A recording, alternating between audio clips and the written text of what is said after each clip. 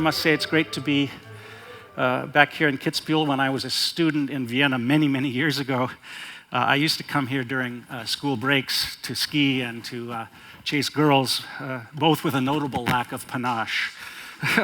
now that I'm an old fart, I don't have to worry about that anymore. But anyway, on to my discussion, Waters of Wellness. It's really going to be a kind of overview of, a little bit of an overview of the history of these grand Kurorte in Central Europe.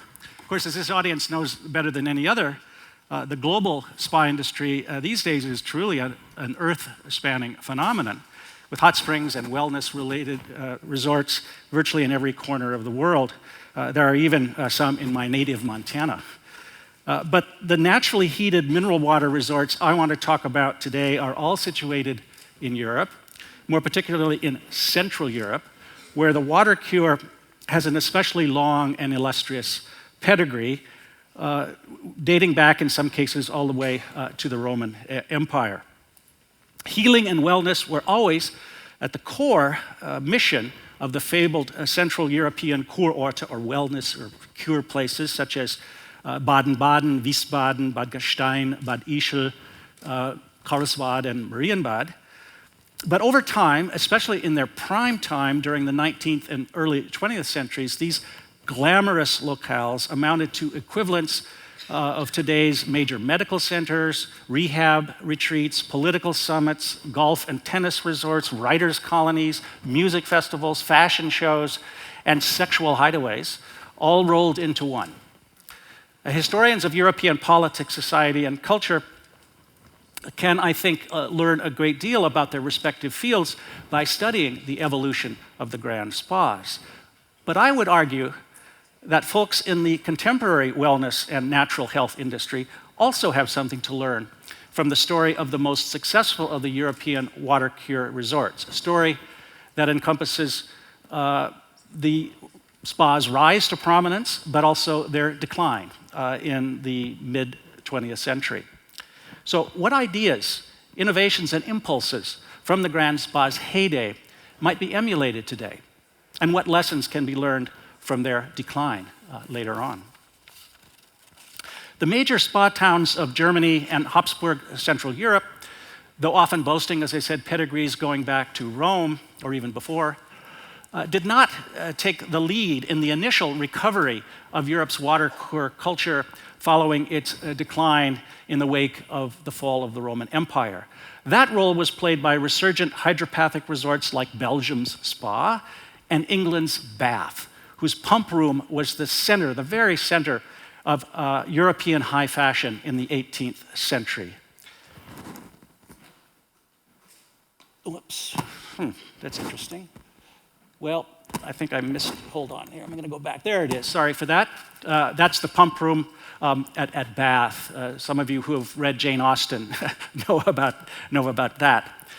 But by the mid-19th century, it was the German states, especially those bordering the Rhine River, along with the Habsburg Empire, especially Alpine Austria and Bohemia, that had emerged as the most fruitful territory for a new blossoming of hydropathic healing and its ancillary culture.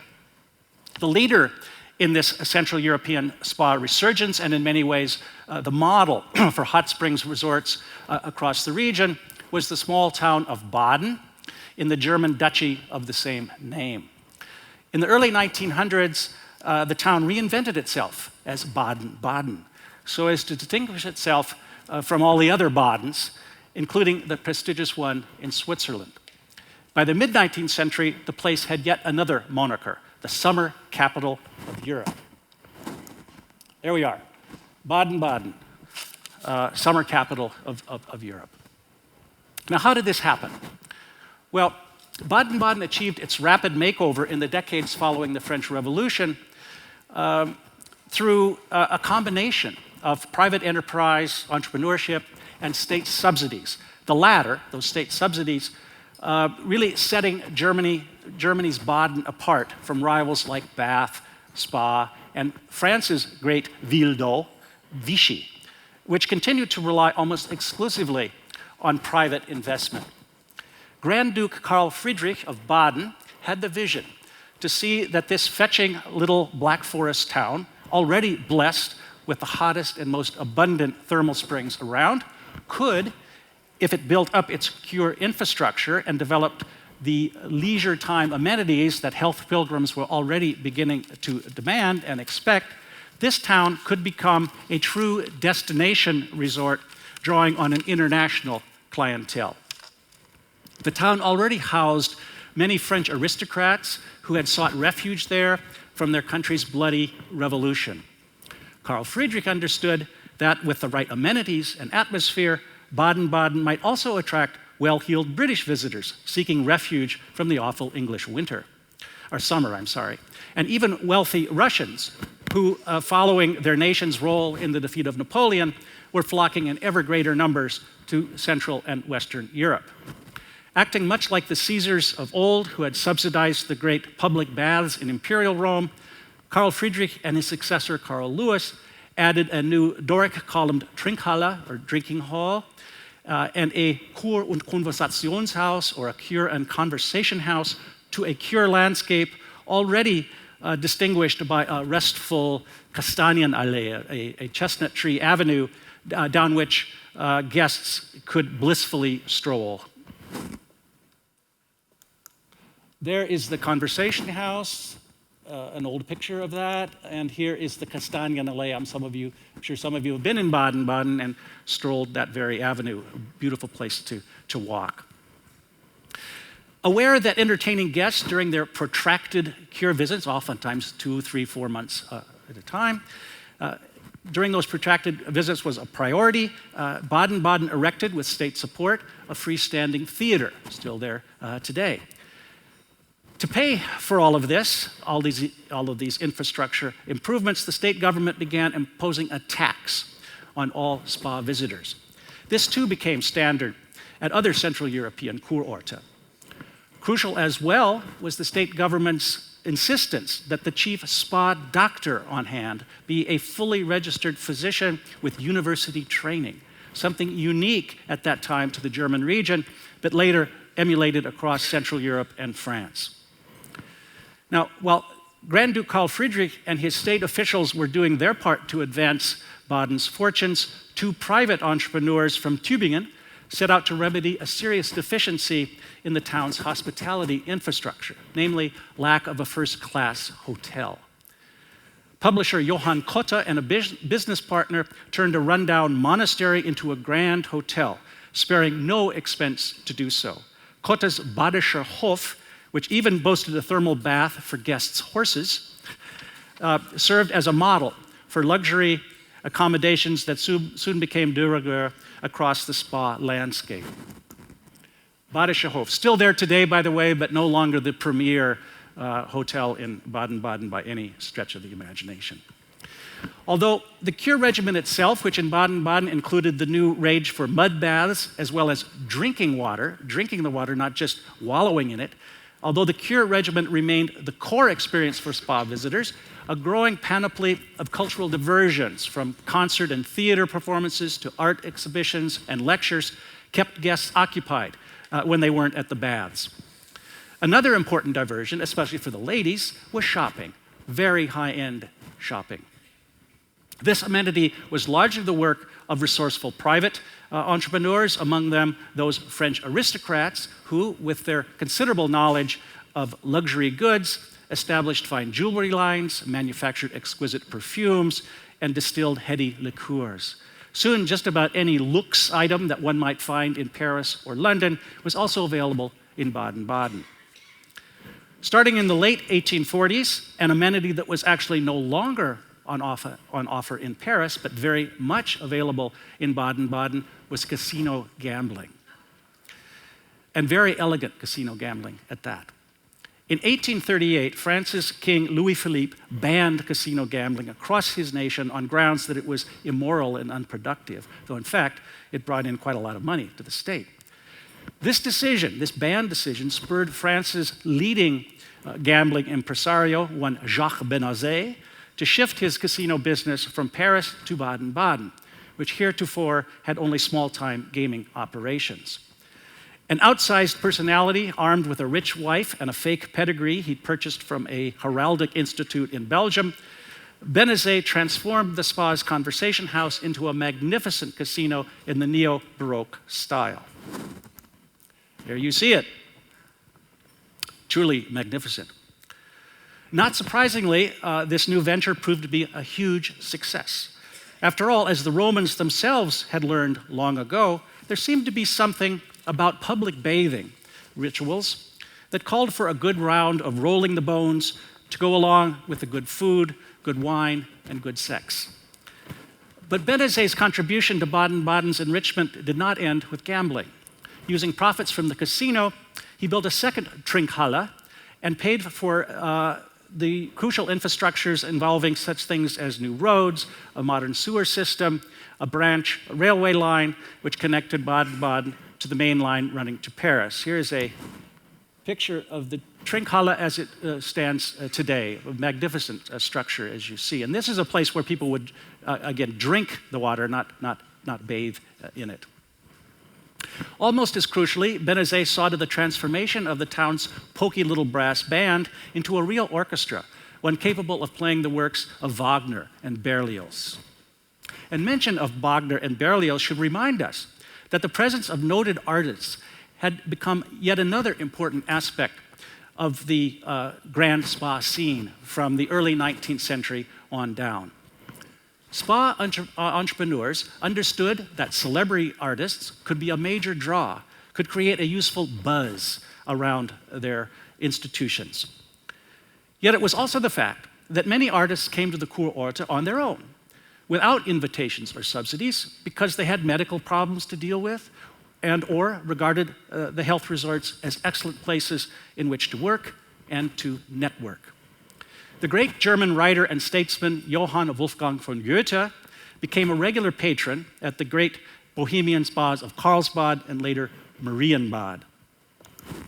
There you have Goethe. Laying down a pattern for generations of artists after him, Goethe sought at the Bohemian bars to cure, to create, and to fornicate, not necessarily in that order. During repeated visits to Karlsbad, his first port of call, he underwent treatment for nagging gout and kidney stones, all the while networking with illustrious cure guests and engaging in various sexual adventures that he considered absolutely essential to his mental equilibrium. The poet left his new wife back home in Weimar as he pursued one pretty woman after another, some of them married just as he was. The most illustrious of his Karlsbad conquests was the beautiful Charlotte von Stein, notable for her brain as well as her beauty. Charlotte von Stein. As he aged, Goethe came to see bustling Karlsbad as simply too hectic, too distracting for his taste. In 1820, he transferred his spa patronage to nearby Marienbad, a much smaller and relatively new addition to the Bohemian health resort landscape. Marienbad. When he first saw Marienbad, Goethe compared it to a frontier village in the boondocks, though he also, quite preciously, saw in this place the promise of a blissful Arcadia. And soon, indeed, Marienbad would become perhaps the most beguiling of all the grand Central European Kurorte. Its very name, evocative of mystery, secret love, shadowy meetings, and transient, fragile glamour. Soon, too, Marienbad would become one of those places, rather like Venice, whose future seemed bound up indelibly with its past, a site that called on visitors to glance back at last year, as the famous film by Alain Resnais has it. Last year in Marienbad. I'm sure some of you have seen that. Such a place, it quickly turned out, was made to order for Goethe, who, as an ailing elderly gentleman, went there with a determination to behave as if he still possessed the power of his past, was still the gay blade he had once been. Famously, the 73-year-old poet fell head over heels in love with a young girl, Ulrike von Levetzow, who was only 17 at the time. Goethe pursued her relentlessly, cheering himself on with a poem of his own containing the line, "Don't let old age get you down, white hair or not, you can still be a lover." He even promised marriage to Ulrike, offering her a generous pension should he outlive her, which, given the 56-year age difference, seemed pretty likely. Yet it turned out that Ulrike could be had neither for love nor money, and all the poet got out of his failed pursuit was a despairing but very beautiful poem called the Marienbad Elegy. Marienbad itself also took something away from this soon-to-be celebrated mismatch. A few decades after Goethe's death, city fathers placed an appropriately priapic obelisk next to the bench where the poet had once sat with Ulrike, and in 1932 the town put up a bronze statue of the artist on that site. There it is. Now, if you go to Marienbad today to see that, you won't find it because the Nazis melted it down for munitions during the Second World War. There's a new statue there, however. Goethe was one of those artists, whether like Paganini, Liszt, and Victor Hugo, whom spa entrepreneurs actively courted as stimulating adornments to their enterprises. By contrast, Ludwig van Beethoven belonged to the category of artists who patronized the spas exclusively on their own initiative and primarily to heal, as well as to undertake creative work. Ludwig. Certainly few figures, artistic or otherwise, had greater need for a good cure than Ludwig van Beethoven. The poor guy suffered from just about every malady known to man: migraines, colitis, hepatitis, flatulence, stomach pains, piles, terrible diarrhea, and, most horribly for a musician, encroaching deafness. Beethoven patronized a number of spas in a desperate search of cures for these afflictions, but eventually he settled on a resort close to his home base in Vienna, namely Baden, later called Baden by Wien. Just a few kilometers south of the Austrian capital, Baden, once a major Roman healing resort, had more recently become the summer residence of several members of the Habsburg family, most notably Emperor Franz I. Baden by Wien. In the 20th century, Baden by Wien would make a big thing out of its association with Beethoven. There's even a Beethoven museum there. But in the years the musician actually lived and worked there, the place treated him more like a pariah than a prince. Forced to move from one lodging to another due to a lack of funds and complaints from angry neighbors over his loud banging on the piano, Beethoven actually got himself arrested on one occasion for failing to pay a restaurant bill. On another occasion, he was picked up by the police for vagrancy due to his habit of walking alone along country roads, issuing loud screams and curses that he himself could not hear. Nonetheless, he kept coming to Baden summer after summer because he found its natural beauty a necessary inspiration for his work. As he wrote on the eve of one of his sojourns to the spa, and here I quote, "How delighted I shall be to ramble through woods and bushes, under trees, through grass, and around rocks. No one can love the countryside as much as I do. For surely woods, trees, and rocks produce the musical echo which man desires to hear." Unquote. Some century and a half later, in the wake of World War II, Beethoven's favorite cure and composition retreat, Baden by Wien, became the headquarters of the Soviet occupation zone in Austria. But even in Beethoven's time, Russians were coming west in large numbers to undertake lengthy cures in an environment that was at once fashionably European and reassuringly Russian, since the sheer size of the seasonal Slavic contingents at the major German and Austrian Kurorte resulted in the creation of mini Moscows and mini St. Petersburgs, replete with Russian restaurants, favored hotels, and Orthodox churches. Here is the fabulous Orthodox church in Wiesbaden. Now, I was going to discuss the experiences of two famous Russian writers at the spas, namely Turgenev and Dostoevsky, but time constraints don't allow to do that. You're just going to have to read my book to find out about that. But I do want to go on and talk about the late 19th century blossoming at the spas. It turns out that there were two crucial developments starting in the 1870s. One, a ban on casino gambling by the German government. Two, epic new developments in conventional medicine that cut to the core of the spa's viability as places of first resort for major diseases. These developments really threatened the strength of the Kurorte, and some even predicted imminent collapse. However, did not turn out to be the case. Rather than wither away in the face of these challenges, the grand spas actually found new life, indeed, a renewed flowering and influence and importance via a series of much-needed reforms and innovations. On the medical front, interestingly, spa physicians worked to strengthen what they saw as the scientific component of hydropathic treatments, while stoutly rebutting charges from academic doctors that these treatments were without proven health value. Spa entrepreneurs dramatically improved the bathing experience, while at the same time importing specialized clinics offering the latest in conventional medical treatment, like x-rays.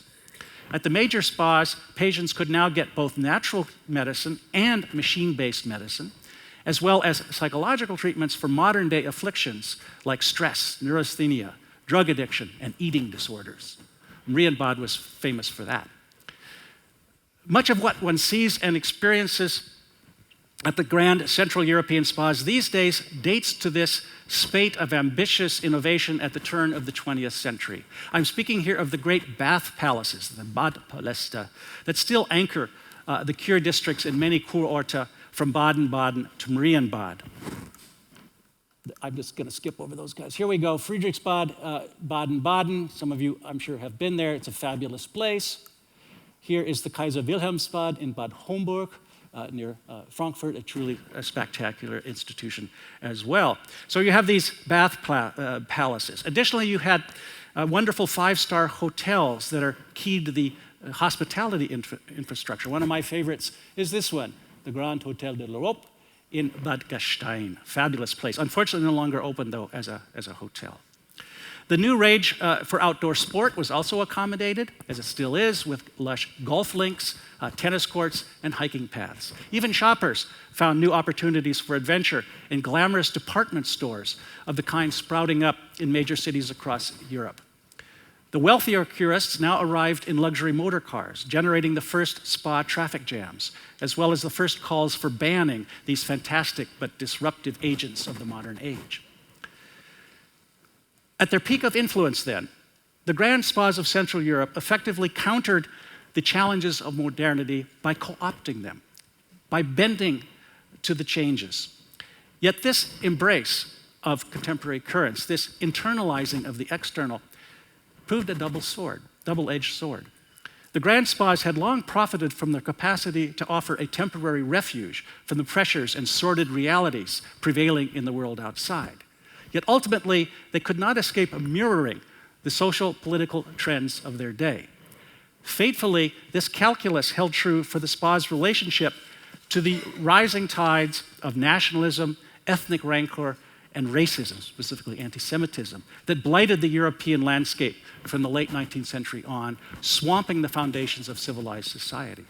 In my book, I have much to say about how the grand spas gradually succumbed to the nefarious forces that culminated in the two world wars, and ultimately to the spa's own near destruction. Here, let me say only that while the spa's complicity in the crimes of their times certainly contributed to their precipitous decline, that falling from grace should not obscure the momentous contributions to civilized life that were made by these repositories of slow healing, nor should they blind us to the fact that these battered dowagers still offer lessons for living more gracefully in an age where everything seems to be going too fast. Thanks a lot for your attention.